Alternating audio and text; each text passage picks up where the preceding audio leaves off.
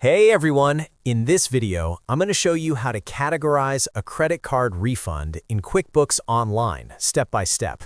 If you've ever received a refund from a merchant after returning an item or canceling a purchase, it's important to categorize it correctly so your books stay accurate. I'll walk you through the exact process so you can record that refund properly in just a couple of minutes. First, log into your QuickBooks Online dashboard. Once you're inside, go to the left-hand menu and click on Accounting, then select Bank Transactions. This is where QuickBooks shows all the transactions imported from your connected bank and credit card accounts. Next, choose your credit card account from the list of accounts at the top of the screen. After selecting it, you'll see a list of recent transactions. Look through the list and find the refund transaction, which will usually appear in the Received column because it's money coming back to your credit card.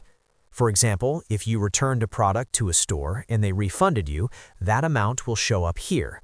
Once you find the refund transaction, simply click on it to open the Details panel.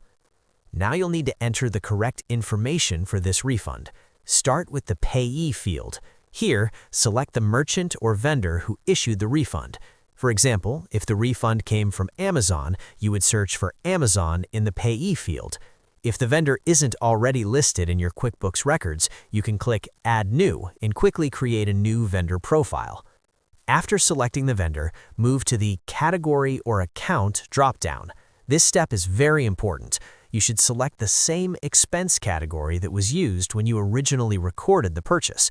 For example, if the original purchase was categorized under something like meals, entertainment, or office supplies, make sure you select that exact same category for the refund. This ensures the refund properly offsets the original expense in your reports. If you'd like, you can also add a memo or note describing the refund, such as refund for returned item. This isn't required, but it can help keep your records clear and organized. Once everything looks correct, click Add. QuickBooks will then move the transaction from the For Review section into your account register. The refund will also reduce your credit card balance accordingly, keeping your financial records accurate.